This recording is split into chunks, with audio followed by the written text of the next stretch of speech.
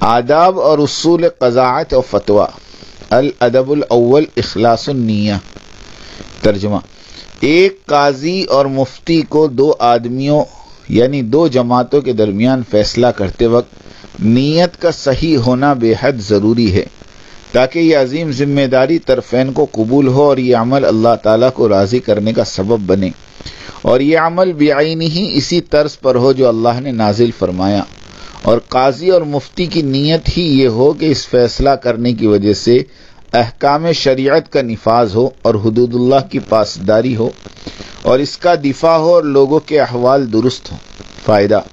قاضی اور مفتی کے کیے ہوئے فیصلوں کی مقبولیت عند اللہ اور عند الناس ہونے کا انحصار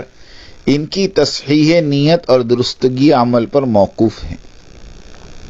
درستگی عمل سے مراد مقدمے سے متعلق دینی معلومات کے دلائل اور مراجع وغیرہ کی درستگی اور حسن بیان ہے۔ مولانا سعد صاحب زید مجدہ پر لگائے گئے الزامات کی مکمل فہرست ہو اور ہر ایک بات پر جرح اور تعدیل ہو۔ جرح اور تعدیل کا مرجع دلیل کے طور پر لکھ دیا گیا ہو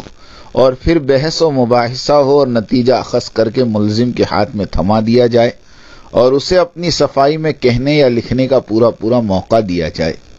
اور جب ملزم کی طرف سے جواب اور اس کے دلائل اور مراجع وصول ہوں تو کشادہ دلی اور امانت داری کے ساتھ ان کا جائزہ لیا جائے،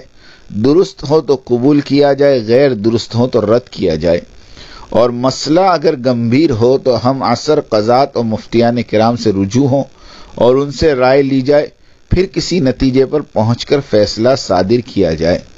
اسی طرح ایک ایک الزام کے بارے میں محنت کرنی ہوگی، اور جب کارروائی مکمل ہو جائے تو فیصلے کو عوام میں لانے سے پہلے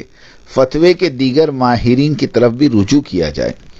خاص کر اگر ملزم کا تعلق کسی کمیونٹی یا جماعت کے ذمہ داران میں سے ہو تو دیگر ملکوں کے مقننین سے بھی مراسلت کی جائے، ان کی رائے بھی ہموار کریں، وقت کی پرواہ نہ کریں، عجلت نہ کریں۔